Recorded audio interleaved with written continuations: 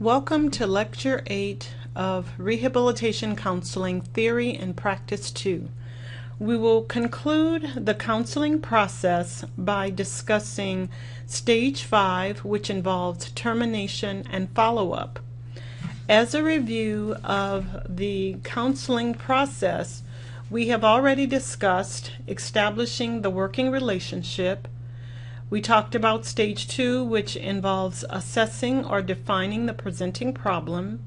Stage 3 focused on identifying and setting goals.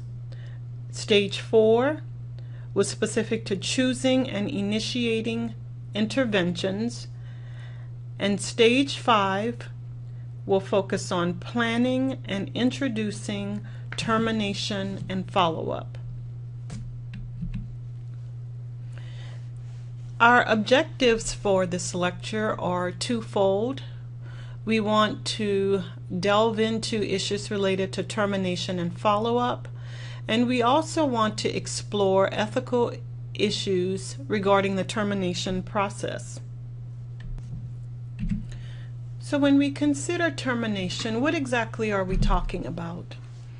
Well, termination is basically the culmination of the therapeutic process.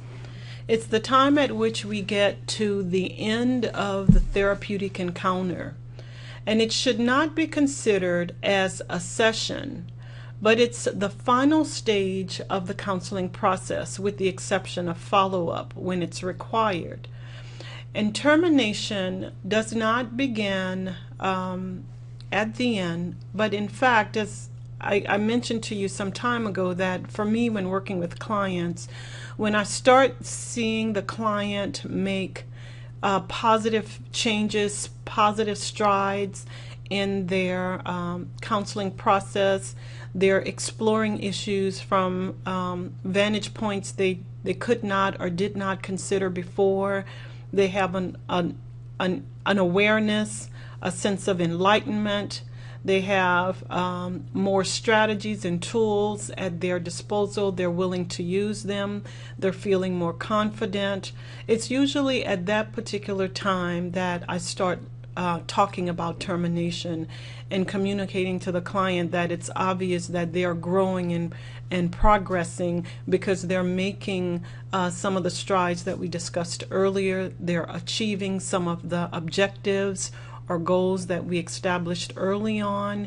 I always let them know that I am proud of the behaviors that I'm seeing, that I have confidence in their skills and abilities, and that it's evident to me that in a designated amount of time they will be fully functional and have the ability to take the skills, the knowledge, and the wherewithal that they've gleaned from the therapeutic process into their life beyond counseling. I also affirm the fact that it's important that clients use the strategies and skills used in counseling, not only in the context of therapy, but also in their daily existence. So making sure they have positive, pro-social, healthy styles of communicating with others, that they explore where their cognitions and feelings originate, that they tackle some of the faulty decisions that they are making, look at irrational beliefs, understand the systems that they come from and how the systems might enhance or impede their behavior. And it's my hope in working with clients that they are able to use these strategies in their daily existence beyond the therapeutic process. And I encourage students throughout therapy to put into practice what they've learned in therapy: healthy communication skills, positive self-talk, terminating those relationships that are not leading to pro-social kinds of behavior, making some of the tough decisions that have limited their ability. So it's important to recognize that termination isn't a session, that it happens in stages, and the ending of therapy is one of the final stages with the exception of follow-up. But it's important to help clients as they start making strides in the therapeutic process to understand that they are achieving the goals established and hence approaching the ending of the process. Termination is not or should not be the abrupt end, but a planned process of review, reinforcement, recapitulation, and another important step in the process of counseling. What's important here is that as you prepare a client for termination, and as you begin to see positive, pro-social kinds of thinking and behaving, the client is feeling a sense of renewed hope. They have confidence in their skills and abilities. It's important to provide a review. For me, what I do in working with clients is I take them down memory lane when they first came into therapy. I help them to think about where they started from when I first received the call and some of the issues that they talked about. Sometimes clients call in to request services. They might call in crying. They may come to you feeling a sense of powerlessness and hopelessness, and just helping them to understand the journey that they've traveled, reinforcing the fact that they have been able to take on different challenges, grapple with parts of self as well as their system that has been limiting them, and that they have been making strides, and encouraging them to continue to make the changes that are needed to lead a fully functioning life.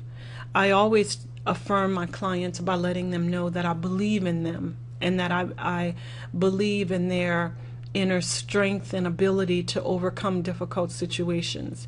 I let them know that I affirm them and encourage them because they had the wherewithal to seek therapeutic services to take their lives in a positive place. That in and of itself is worthy of affirmation. And so with this termination process, I enjoy having a review with the client. It's fun for the client to walk down memory lane, to review where they started from, to reinforce their behavior, their positive behavior, to recapitulate or reconceptualize who they were and where they are, and to encourage them to continue taking the positive steps to evolve and to live the fully functional, self-actualizing lives that they're capable of living. Termination should be planned. It's not something that just happened. You shouldn't stumble upon it. There should be key indicators that reflect the ideal time when termination should occur. And when I talk about when termination should occur, I'm talking about the ending of services. And we talked in our discussion about some of the earlier stages of the counseling process, about identifying clearly established objective goals and immediate goals and intermediate goals that you expect to see on the client's behalf. And when you recognize that clients are beginning to achieve those goals as well as reach those goals, not just the intermediate, but the immediate goals that have been established, you know that you have reached the time to terminate. Sometimes issues related to termination is made for us. Sometimes we work in settings where clients at best might have 6 sessions, or they might have only 3 sessions. So issues related to termination can be determined by the therapist and the client, or termination can be decided by issues that exist beyond our control. For example, treatment limitations, or a specific number of services that the client could or will receive. And so no matter if it's 3 sessions or 6 sessions, it's important to be clear about the goals and objectives, as well as strategies to reach those goals and objectives. And so you might ask, when does termination happen? And termination happens at different times, over different settings, and it's depending on the setting. Termination may be guided by agency or insurance-based rules, and we talked about that. For example, some insurance companies might have a 6-session limit. It might also be predetermined by the process of goal achievement. For example, as rehabilitation counselors, oftentimes the expectations is that the client or consumer is placed in an employment setting over a designated amount of time. And so it's always important that in working with clients, we have clearly established goals that we are working to achieve. Otherwise, it can become a moving target. And so as therapists or clinicians or counselors, we owe it to our clients to have clearly identified, articulated goals that are objective, measurable, and achievable.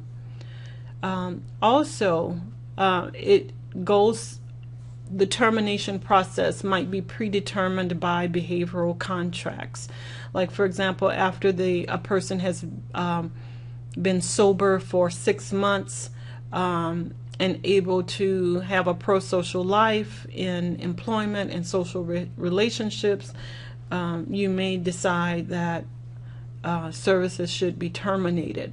So again, there may be predetermined behavioral contracts that dictate when services should end. It may be predicated on referrals or on a decision mutually reached by the counselor and the client in terms of when the desired change has occurred. So what are some of the desired changes that we look for with our clients? Well, when working with our clients, oftentimes clients report consistently feeling better. They communicate to you that they're responding in ways that they haven't responded before. They're more adaptive. They have more pro-social kinds of behavior. They feel more empowered. They're able to describe and demonstrate instances where new responses have occurred. And so when clients are able to convey this kind of information, I start seeing the light at the end of the tunnel, and I start talking about termination. That's just around the corner. Sometimes clients are fearful of ending the therapeutic process because for many, the counselor-client relationship represents one of the first and only healthy relationships some clients have ever had. And so you might find for some clients that the ending of the therapeutic process can be one filled with sadness as well as ambivalence. And so it's important that we walk with our clients through the process, reassure them, reaffirm what they're capable of doing, and let them know that if needs arise, they can come back to therapy. It's also important to recognize that even for us as clinicians, we have a sense of sadness when a relationship comes to an end. As counselors, we're not machines. We develop relationships with our clients, healthy, productive relationships with our clients. We empathize with our clients as they go through different issues, as they share some of the deepest, most private issues relevant to them. And so as counselors, we work with them through some very dark, deep experiences, and we help them to get to the other side of that experience. And as counselors, sometimes it's difficult for us to recognize the ending or the need to end a relationship. But that that's where healthy boundaries exist, realizing that it is our role as the counselor to help get the client to a certain place in their development and in their functioning, and to recognize that in getting the client to that place, we have done our jobs, we've done it well, and we celebrate the ending of the client therapist relationship and the new beginning that lies ahead for the client. So healthy relationships, healthy boundaries on the part of the counselor is also very, very important. The relationship with the counselor is characterized by client's direct, egalitarian, and reality-based communication. So as counselors, we have a responsibility to direct our clients, to assist them in making positive decisions to the best of our ability. We try and ensure that our relationships are egalitarian, and we make sure that clients understand reality from a more objective stance rather than from their own subjective worldview. And so we help to broaden the client's horizons, helping them to see things more clearly, more objectively.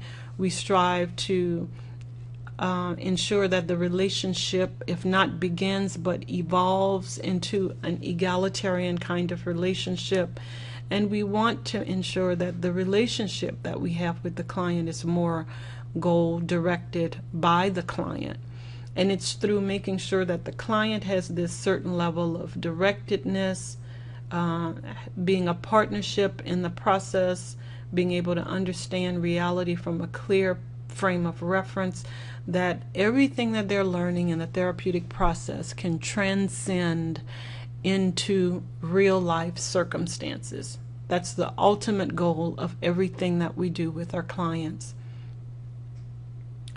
Additional desired changes with our clients is that clients' significant others, be it supervisors, professionals, family members, or whomever the significant others might be, that they report changes that they see within the client, and that they can see that the client has attained certain goals, certain changes. What's important here is that we don't want the client to be dependent on others for affirmation of their positive changes, but we do expect that the changes that clients have made are obvious or evident to others, because if the client has changed, others should be able to witness or experience the changes that has taken place. So we started out by talking about the termination process, and we said that termination should be planned. We talked about the timelines by which or when termination should happen. We talked about the fact that termination is a process. It doesn't happen within a session, and that it's an evolutionary process. Termination is not something that can be done effectively or completely without planning, preparation, and thinking ahead. So as the clinician, we always have to be steps ahead of the client. We have to be in the moment, but we also have to be ahead of the moment. So we have to constantly be asking ourselves, where was the client when they started? Where are they now? And where are they in the context of the therapeutic process coming to an end? So as clinicians and in planning the termination process, the other important issue that we must take into consideration is that termination is not something that can be done effectively or completely without planning, preparation, and thinking ahead. One of the important aspects associated with termination is that it's a time of review. And one of the things I enjoy most about working with clients is this process of review. I enjoy being able to, as I mentioned before, take a walk down memory lane, the summary of progress, which is provided by the counselor. You're providing the client with a statement of the goals, their achievements, the progress that has been made. And you're helping the client to see the various stages or evolutions that have taken place in terms of from where they started to where they currently are. The process of review also helps to reinforce and affirm for the client what has taken place. It helps to make the client aware of, even more aware of, the road that they have taken and the progress that he or she has made. It's a very, very reinforcing and affirming process to help the client to see the journey, to look back to where they started from and to where they are now. The process of review also has a reinforcing effect on the client because it encourages continued growth. I tell my clients, where you are today isn't where you will be 6 months from now or a year from now. That the therapeutic process is a springboard for continued growth. And so it's important that clients understand that change doesn't end once the therapeutic process ends, but that they are expected to continue to grow and evolve and to develop both personally and interpersonally. So in addition to the process of review, we also want to make sure that there are generalizations that take place, and there is the adapting of change and plan for follow-up. It's important that the information that clients learn within the context of the therapeutic process, that they continue to generalize in their personal lives and in their professional lives. That what they learn in counseling isn't just applicable to the counseling process, but that it transcends the therapeutic environment, that it exists in their relationship with their significant others, with their co-workers, with people that they come in contact with in the street. So generalization, helping clients to generalize the information they learned in the therapeutic process, is very important, and it's definitely something that we want to encourage and enhance the likelihood that clients will continue to do. We also want to focus on making sure that clients adopt these changes in other aspects of their lives. You know, change doesn't start and stop in one particular area. So once you've changed your way of overcoming a divorce, for example, once the client has overcame issues related to a divorce, then you might want to also encourage the client to overcome other barriers or obstacles that might be impacting them or limiting them in other areas of their lives. You also want to help to explore with the client the use of new skills, behaviors in changing situations. Help them to see the transferability and the generalizability of some of the skills that they learned within the therapeutic process, getting them to try out effective communication skills, not just at home, but on the job, with people they come in contact with in their day-to-day experiences or existences.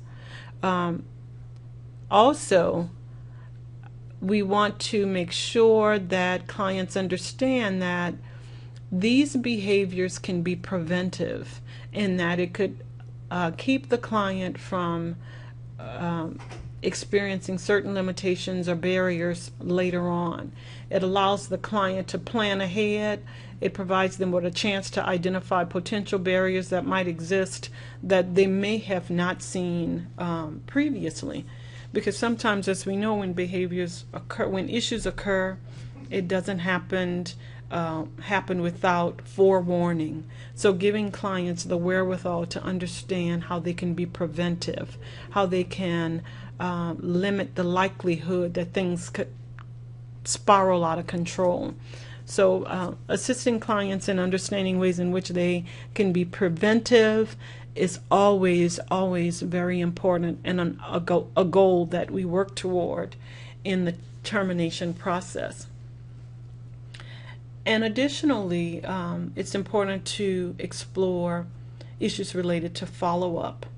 Sometimes you might want to identify a specific number of months whereby the client can call and check in. You, the counselor, may want to call and check in after 3 months or 6 months.